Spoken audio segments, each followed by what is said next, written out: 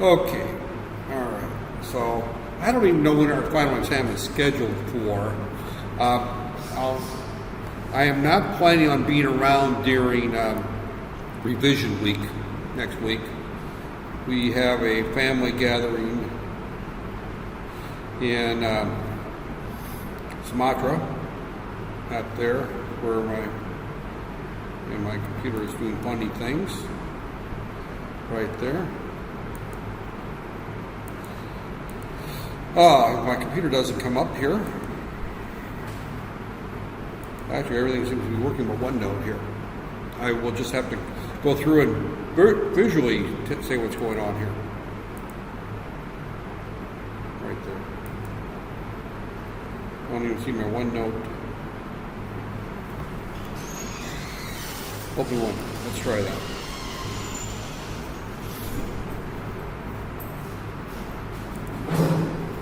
Yeah, page. Okay. All right. I'm finally to the point that there. So as we're looking at the final exam, there's 5 questions. Each will have 4 or 5 subsections that there. Unlike many final exams, you have to answer all 5 questions right there. I know the standard form in the past has been there's 5 questions, you pick 4 out of the 5. Because of the way that BEM requires that we assess everything, I've assigned a course learning outcome to each of the 5 questions. So the 5 questions tend to be somewhat narrow in terms of what they specify that there. So as we look at the first question is just basic digital theory. So question 1, Q1, is going to be basic theory, and it's going to include things such as voltage levels, right there, what constitutes a high or a low in a standard TTL signal, frequency versus period, that there, and duty cycle. Right there. So you expect questions of the category of what's it, determine the frequency and duty cycle of a waveform, or draw a square wave with a 25% duty cycle at 30 kilohertz or something like that. So basically like there, and the difference between serial and parallel. And in particular, why serial and parallel, which one's faster, which one's slower today. And I'll just give you a big hint. I did cover that there, but understand the concept of crosstalk. I spent a little bit of time talking about that in one of the last lectures, but it is there, right there. So, but that's going to be question 1. So question 1 deals with voltage levels, frequency, and serial versus parallel communications. What's going to be on question 1 out there. So serial versus parallel. Advantages, disadvantages, right there. And in particular, I talked about that there. Question 2 is all about numbering systems. When we look at question 2, it's all about numbering systems.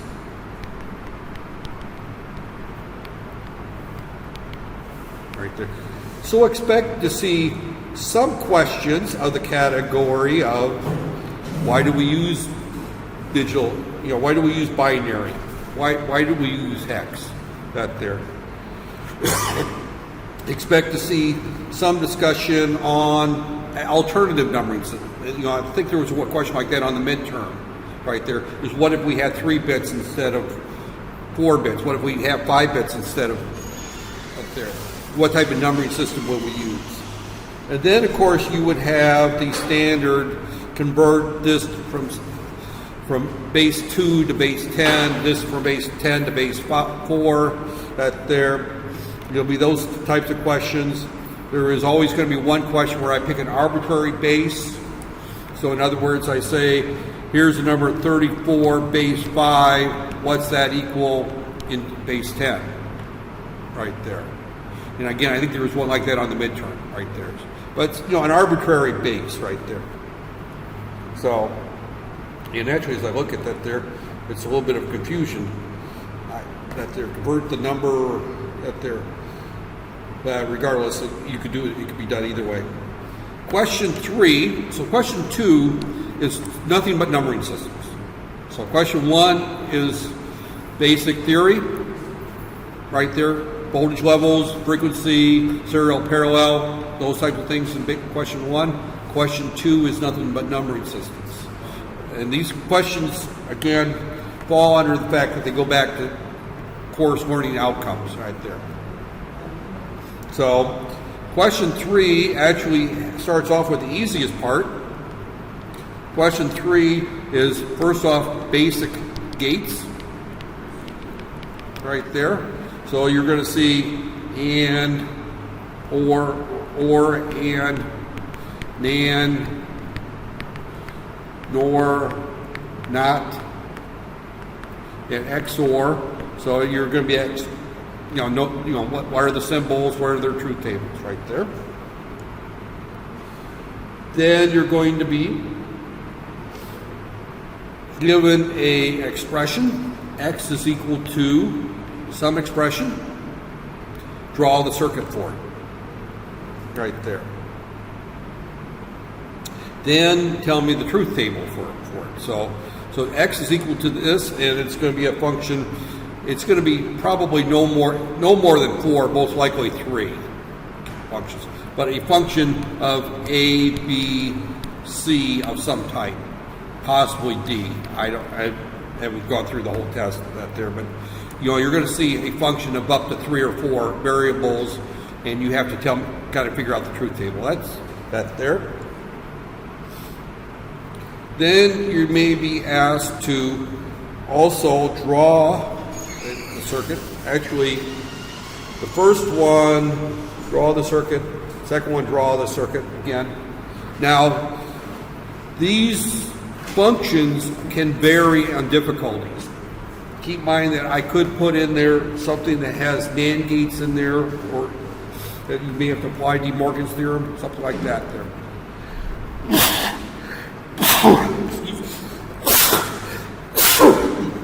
I must have forgot my allergy pill this morning. Something I'm allergic to.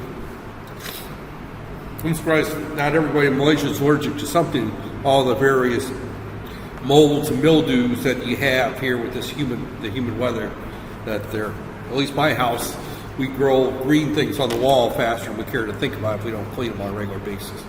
And that's pretty much what I see along the outside of buildings. So, growing up in a Western culture, I'm not used to that there. So, okay, so that's there.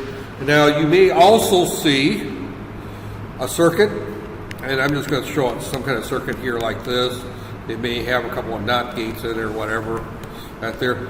And again, you're going to be asked to write the expression X is equal to and some expression for that. So it's the basic. So as we look at our third problem, it's basic combinational logic right there. And there's one question here, and I'm actually looking at the solution for it. And that is, I give you a truth table, and I ask you to come up with the circuit from the equation in product of sums or sum of products. So this is all part of question 3. You're given a truth table, A, B, C, D, X. Right there, it's a standard truth table where you got ones and zeros, and I ask you to come up with, now, this one's a tricky problem. If I ask you to come up with the sum of products, that means you can read the ones directly out. Read the ones, and you're done. If I turn out to be a nasty person, and to be honest, I've got 2 versions of the final out there that they pick and choose from which one to give, and I have a product of sums, means you read the zeros out and apply De Morgan's twice. Right there. That one takes longer right there. So be careful on that problem. As you study that one there, remember if I ask you for the product of sums, that means your expression needs to be of this form: A plus B naught plus C, A naught plus B plus C naught, like that. That's a product of sums, and you have to read the zeros out and then apply De Morgan's theorem twice, right there. Because when you read the zeros out, and let me just take a second to do one example of that, just simply because it's been a while since we've done this. Let's say I do A, B, C, and I can almost guarantee that it'll probably be 4, but I'll just do 1 here, X, and 0, 0, 0, 0, 0, 1, 0, 1, 0, 0, 1, 1, 1, 0, 0, 1, 0, 1, 1, 1, 0, 1, 1, 1, and I give you this, and I ask you to come up with the sum of products, and it's going to be 0, 1, 1, 0, 0, 1, 1, 0. I'm going to read the zeros out. And the way you solve this is that the function is not, x is not equal to A naught, B naught, C naught, right there. The next zero is A naught, or A. Let's see, A, B naught, C naught, or this actually I missed, the next one, this, actually I missed this one here. I did that one there, so this should be A naught BC or ABC, right? So those are my 4 zeros that I read out there. So the function is x is equal to A, B, C naught, or A, B, C, or A naught B, C, or A, B, C.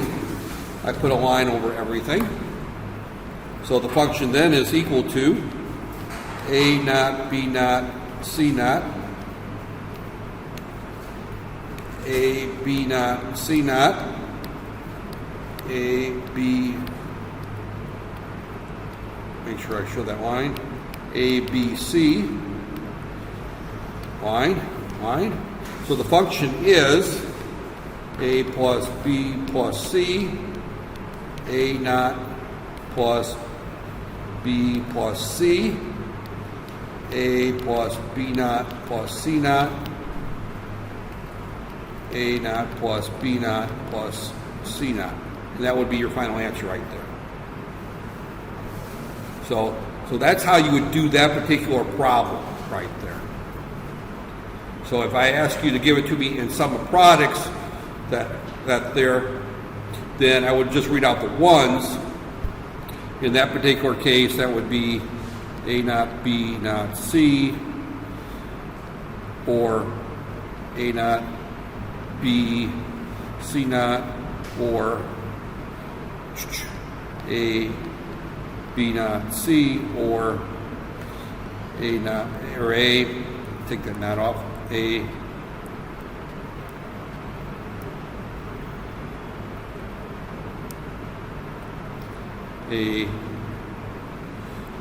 B, C naught right there. So that would be the answer. So obviously it's easier if I ask for sum of products than if I ask for product of sums. So as we go through it,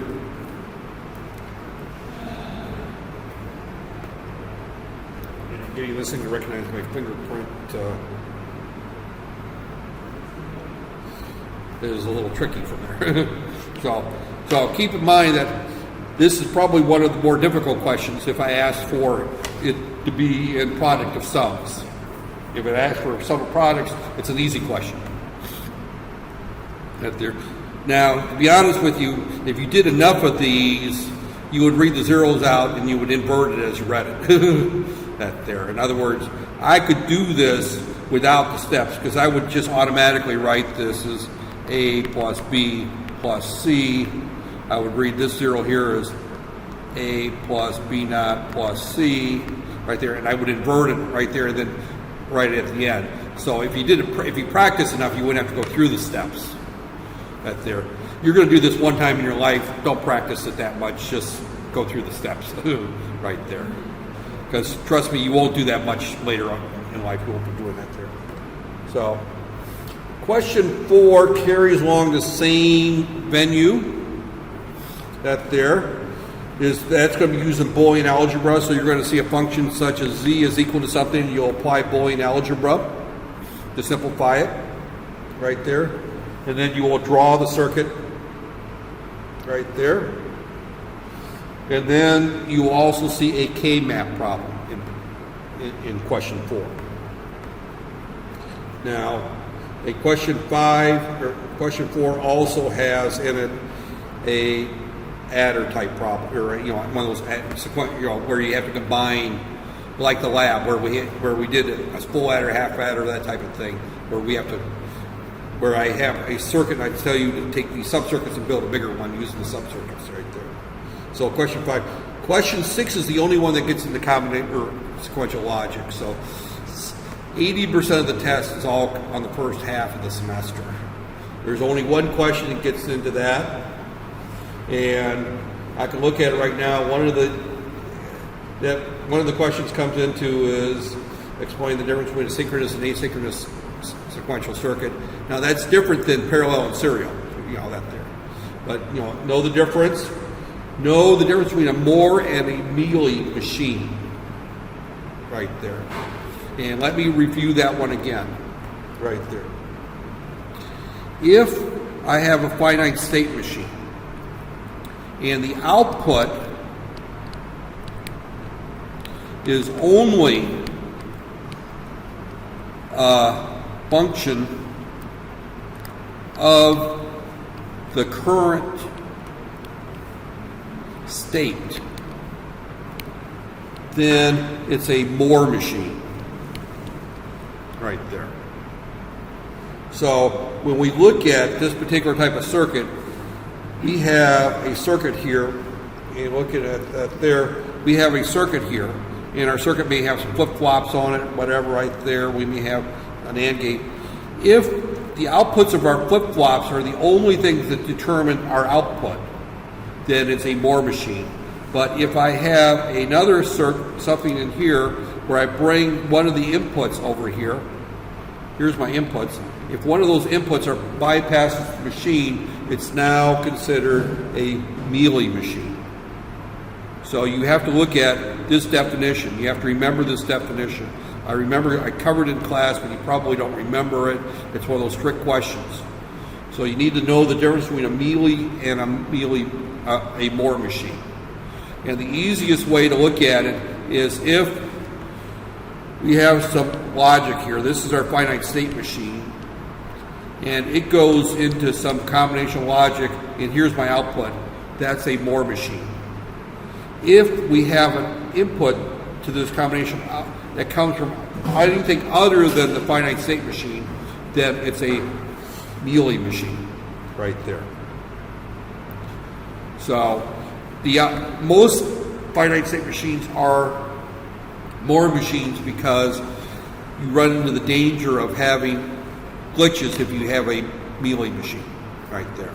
So we didn't spend a lot of time talking about that, but really this is the way you solve that problem. Is you look at the circuit and you determine whether any of the inputs are applied directly to the output, or do all the inputs go through the finite state machine right there. So you might see a circuit where you're going to be asked to come up with some timing, and it'll be of a JK flip-flop type circuit. I would remember how JK flip-flops work. It's not a difficult problem, but it is one that's there. And then the last thing you'll be asked to do is draw a state transition table for some kind of counter right there. So in other words, I will say you have a counter that's going to count 0, 1, 0, 0, 1, 1, 0, 0, 0, and then back, draw a bubble graph for that. and then all unused states go to here. I'll tell you where the unused states, so you would have something that looks like this.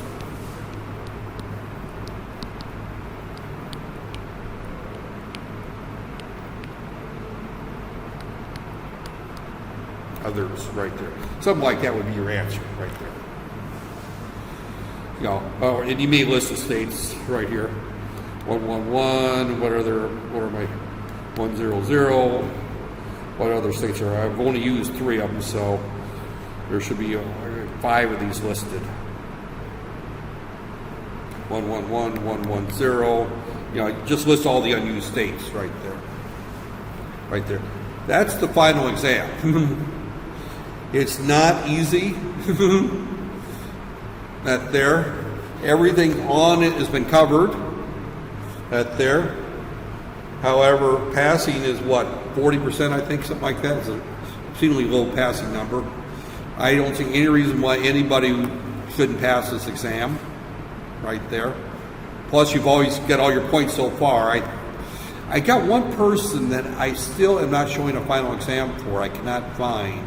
So if there's somebody in here who's still in the class that does not show a final or a midterm exam, please see me probably tomorrow. I won't be here Thursday, but email me and we'll have to figure out something to do. Whether you've taken it or you haven't taken it, and if you've taken it and I've lost it, it'll be the first time I've done that, but I've gone through, I found one of the final exams I was missing today when I went through and graded the microprocessor ones. I'm still missing one person, and I've gone through every exam file that I did on the midterms, and I cannot find the one missing exam that there. So there's one missing. It could be that person's not here anymore, that there, and they deserve the 0.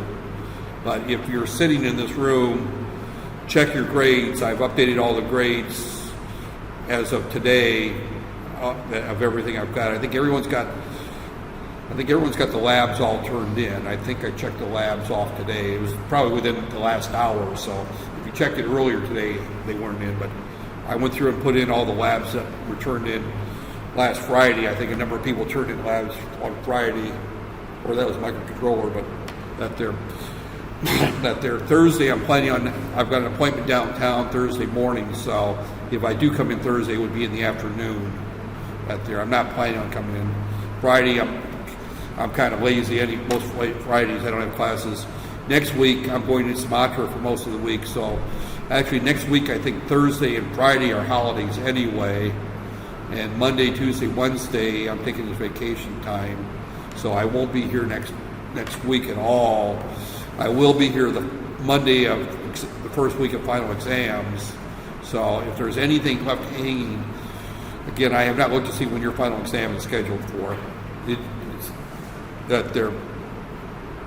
Is there any questions on what's going to be on the final exam? You know, that's the 5 questions right there in a nutshell. I can't give you any more hints. The only thing I can make it easier for you is I lock this and hand it to you, but that's not going to happen. Actually, the one I had up was the solution, so I already know the solution to the exam, but it's actually not stored in here anyway. It's stored in the cloud, and I have to have a password to get into it, so it's fairly secured. So stealing my tablet, it won't help you. I have to tell people it's password protected. Actually, it's fingerprint protected.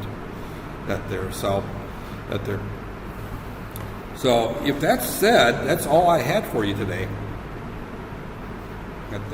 So